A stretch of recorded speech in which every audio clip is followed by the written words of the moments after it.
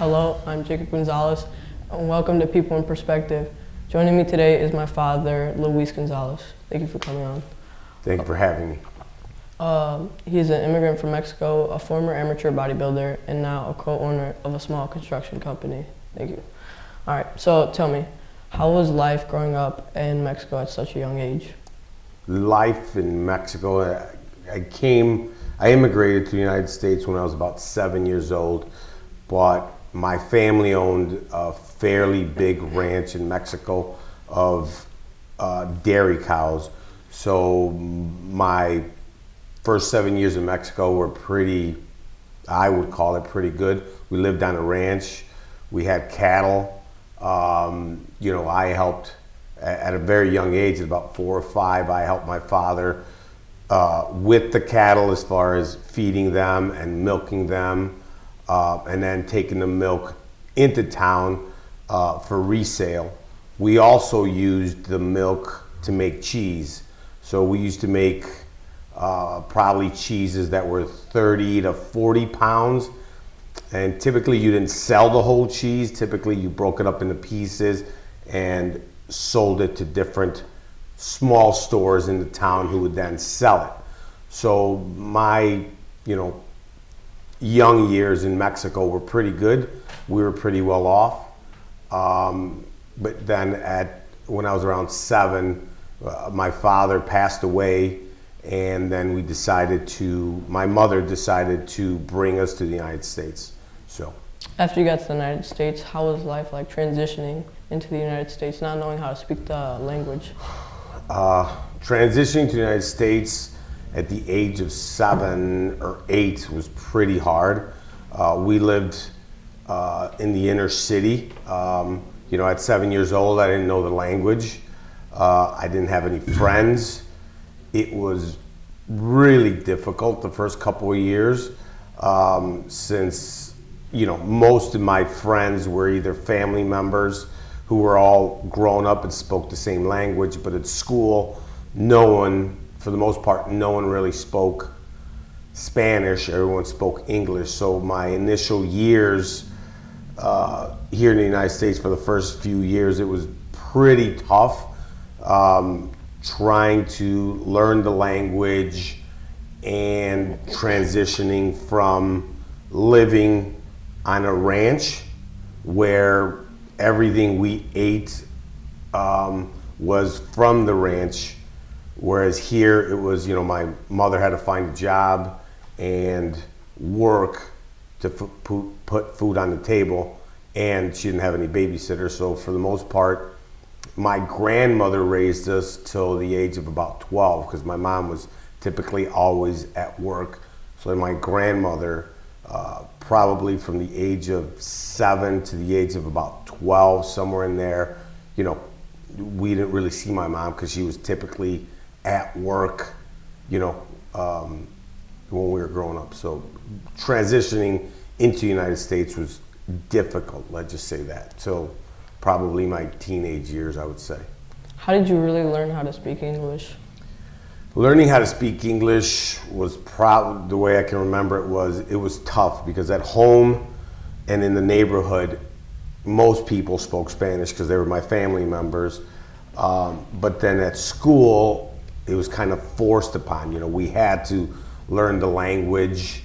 So inevitably, it just took its course where we had to force ourselves to only speak English at home, not with my parents, but with family members and friends.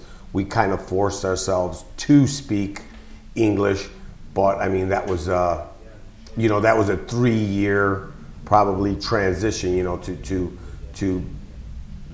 to speaking English, because no matter what, you mentally think in the language that you mostly use. So it was hard, because my brain was trying to translate from Spanish to English. So it was tough. So now moving on to more of your teenage life, how did you really get into bodybuilding? In high school, I don't think it was that I fell into bodybuilding. I just kind of transitioned into bodybuilding. You know, freshman year of high school, I joined the boxing league that was in our high school, because I went to a really small high school downtown. They only had a couple of teams. It was either you played soccer, which just about everyone played, or you were in boxing.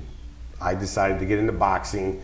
And in boxing, obviously everybody knows there's a lot of body fitness that goes into it, you know, weightlifting, stuff like that. So that's how I started to get into bodybuilding, through boxing. But I quickly learned that I was just a little bit too hot-headed to be in boxing. During one of my matches, I kind of, threatened the guy I was boxing with to fight him after the boxing match was over. So I kind of quickly realized that boxing was just not for me. I couldn't take the losses, because I wasn't a very good boxer, let's just say that. But through that, I kind of transitioned out of boxing into weightlifting. And then at the same time, one of my good cousins got out of the military, and he was also, obviously because he was in the military, he was doing a lot of also fitness.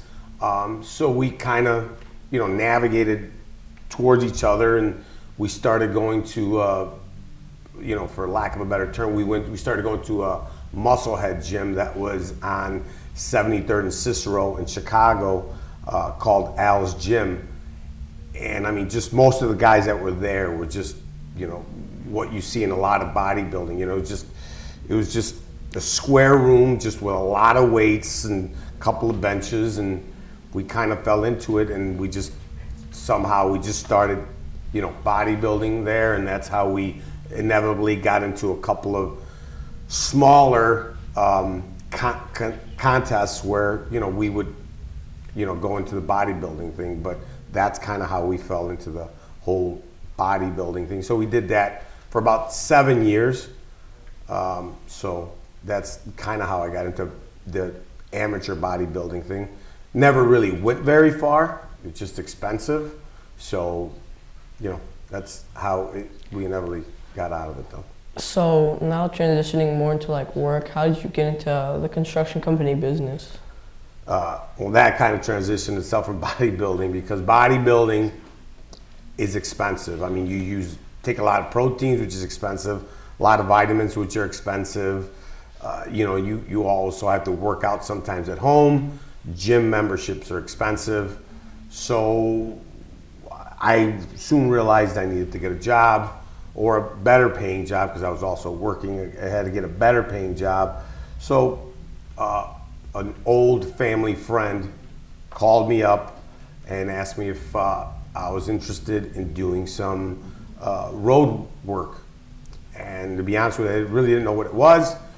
And he said, well, don't worry, you'll eventually figure it out. So it was, at the time, which was back when I was about 17 years old, it paid about $16 an hour, which back then was good money.